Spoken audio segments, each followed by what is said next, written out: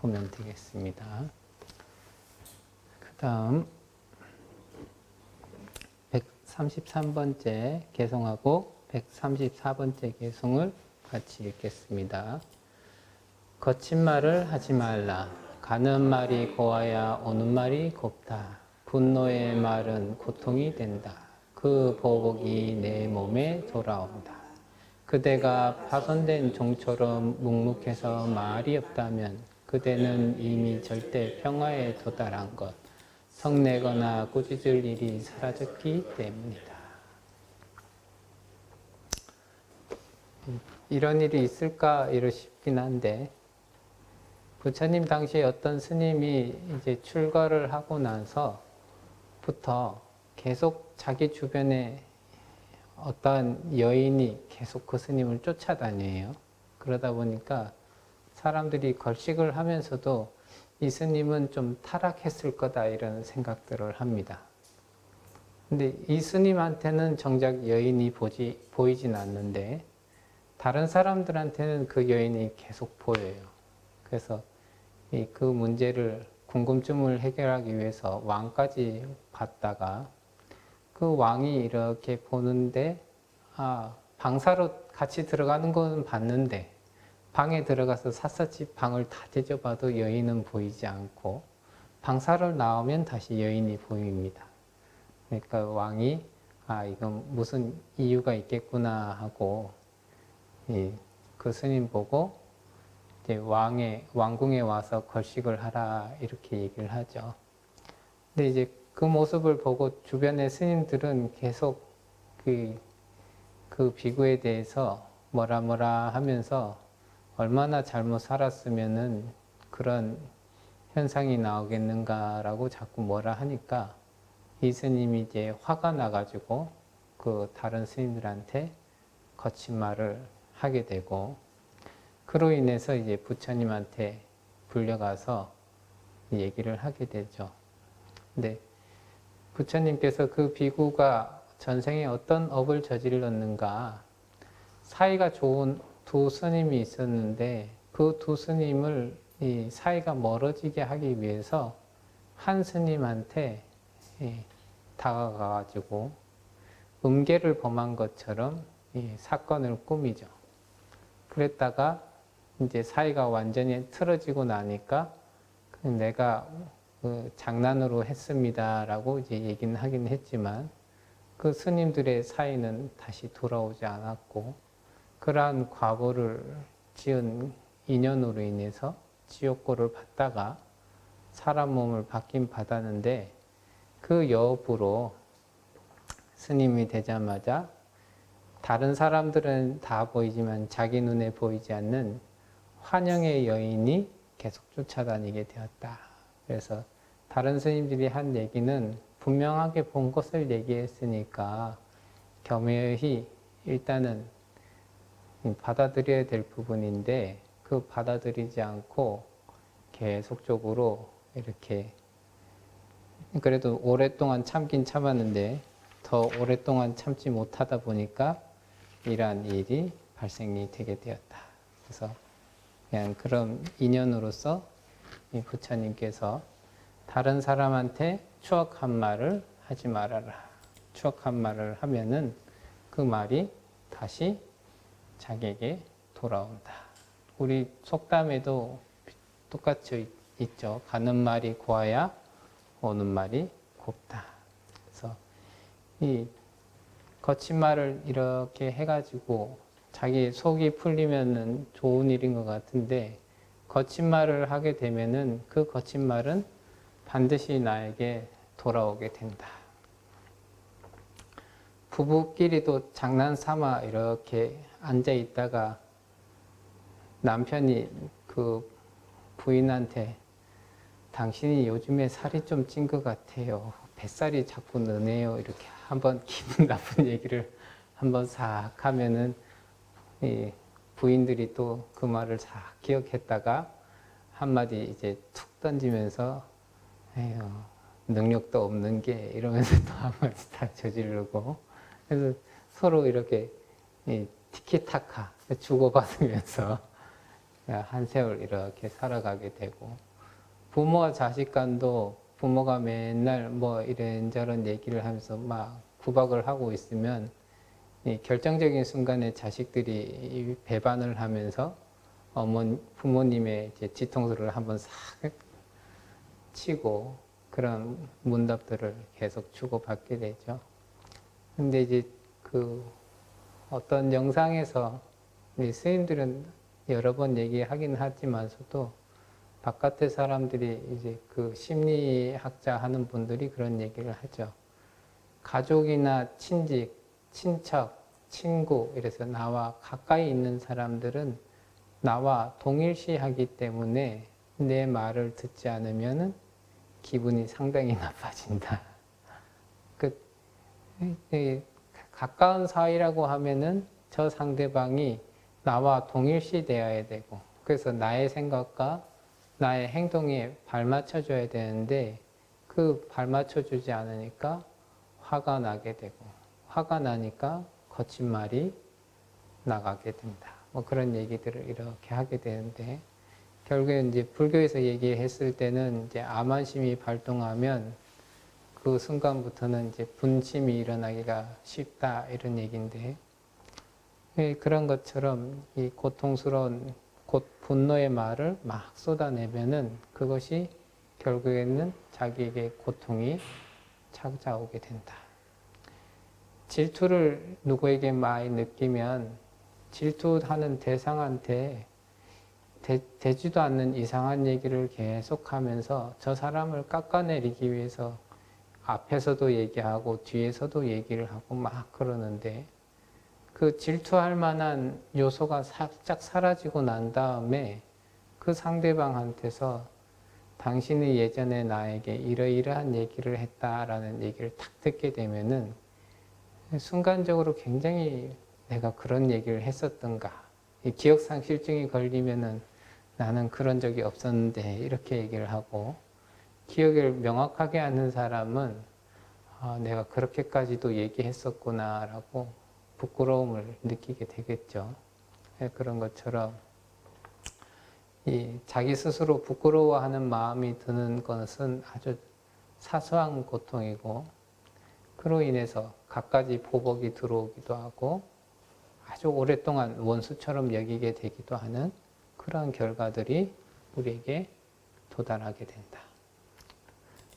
이제 이 인연담에서 나왔던 스님 같은 경우는 요즘으로 치면 이제 갖가지 구설수에 오른다, 혹은 이제 모함을 당했다, 뭐 이렇게 볼 수도 있는데, 그 모함이나 구설수나 이런 것들도 그 순간에 자기의 위치나 혹은 상황에 있어가지고 아주 사소한 조건 한두 개만 살짝 바꾸게 되면은 그런 모함이나 구설수에서 벗어날 수 있는 뭔가 방법이 있긴 있는데, 대체적으로 그게 본인이 꽉 쥐고 있던 것을 놓아야만 해결이 되는 경우들이 많죠. 그러다 보니까 이제 이러지도 저러지도 못하는 상황에서 이래 시간을 보내면서 많이 괴로워하고 힘들어하고 이런 일들이 많더라.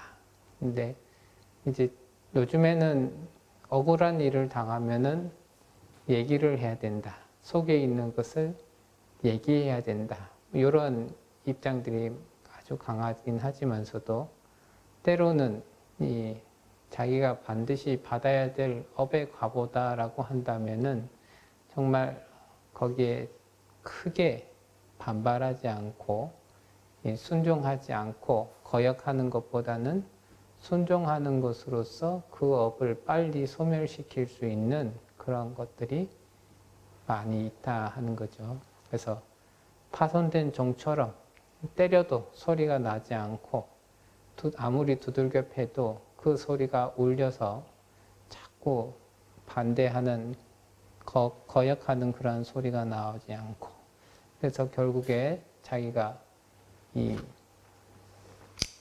다툼이 없는 열반의 길에 들어가서 다툼이 없는 상황에 이르게 된다면, 그러면은 더 이상 거친 말이 다가오지 않으리라.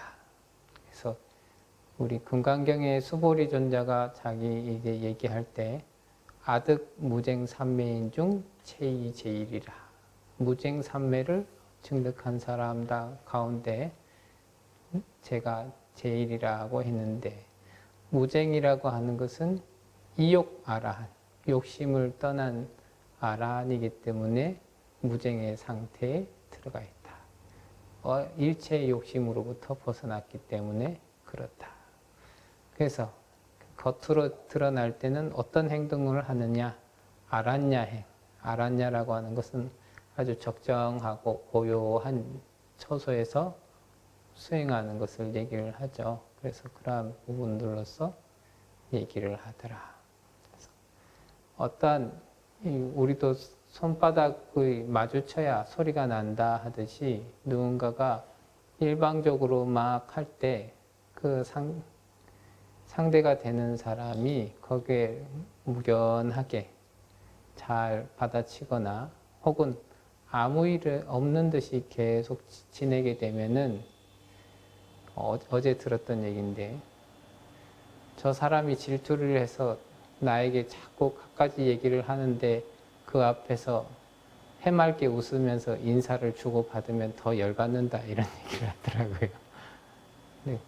네, 그게 아니라도 자기가 어떤 상황적으로는 당해야겠다라는 상황이 딱 될 때는 무견히 당하면서 그 조건에 몇 가지를 변화를 시켜주면서 빨리 그 상황에서 벗어날 수 있는 그런 것들을 조치를 취하는 것이 가장 빠른 해결책이 아닐까, 이런 생각들을 합니다. 그래서 그 어떠한 논란이 있다 하더라도 자기 스스로 잘 순종하면서 거기에서 잘 이겨낼 수 있다면은 이러한 방법이 가장 좋을 것이다.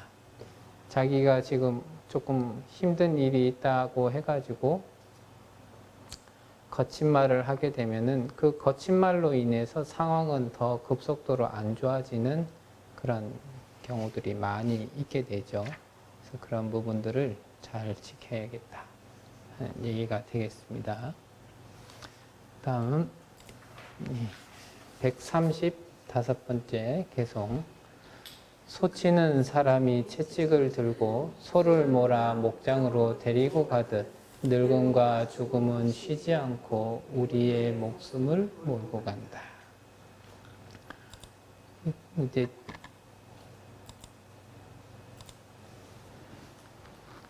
개송에서 인연담에서는 이 비사건모가 절에 오시는 분들한테 왜 절에 오십니까? 라고 이렇게 물었을 때 갖가지로 대답을 합니다. 내 생에 천상에 태어나고 싶어서 절에 옵니다. 혹은 이제 다음 생에는 이제 부자로 태어나고 싶습니다. 미인으로 태어나고 싶습니다. 혹은 현생에 남편의 갖은 이 구속에서 벗어나고 싶습니다. 혹은 자식을 낳고 싶다. 혹은 결혼을 하고 싶다. 이런 얘기로서 이렇게 절에 옵니다라고 얘기를 합니다.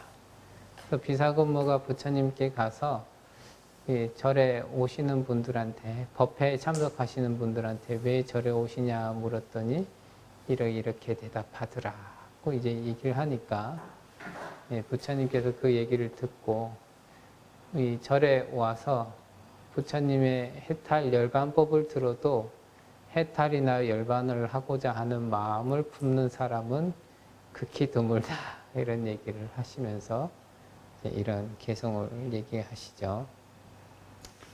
이 죽음이라고 하는 것은 우리를 계속 몰아붙여서 계속 우리가 생사의 윤회에 빠지도록 하는데 크게 주력을 하게 되죠. 근데 사람들은 거기에서 벗어나려고 하지 않고 계속적으로 그 죽음이 방향이 모는 쪽으로 자기의 삶을 계속 끌고 가고 있다. 끌려다니면서 살아가고 있다. 이런 얘기죠. 그래서 우리가 이제 뭔가 또는 우리가 인생에서 급박한 상황이라고 생각될 때 급박한 상황이다 이렇게 생각을 하면은 이 시야도 좁아지고 판단력도 흐려진 상태에서 그 눈앞에 딱딱 떨어지는 거에 급급해가지고 뭔가 선택을 많이 하게 되는데 그런 선택들이 대체적으로는 순간은 벗어날 수 있을지 몰라도 가면 갈수록 자기의 앞길을 막아서 퇴로가 없는 상태를 스스로 만드는 경우들이 많이 있더라.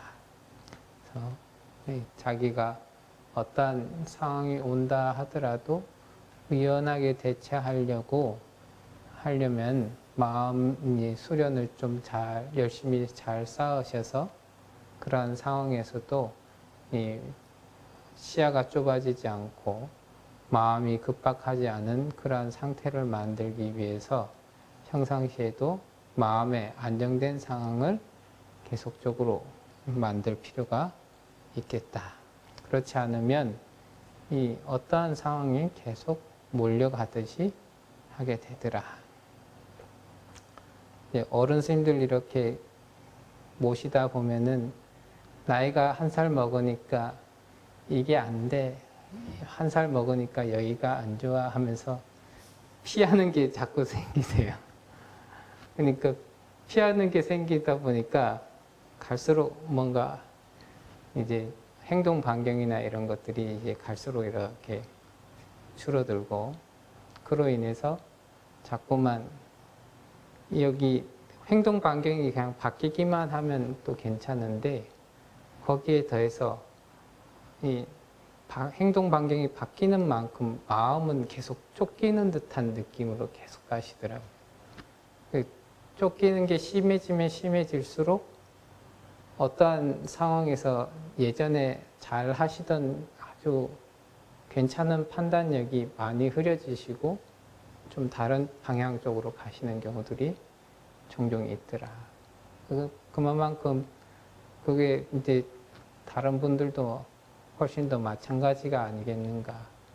삶이 뭔가 제한이 걸리는 것이 많고 그래서 행동 반경이 점점 좁아지면서 자꾸만 여유가 없어지고 급박해지고 이렇게 되면은 자꾸만 이 시야도 판단력도 자꾸만 줄어들어 가지고 급급하게 인생을 계속 급급하게 살아가시는 경우들이 많더라.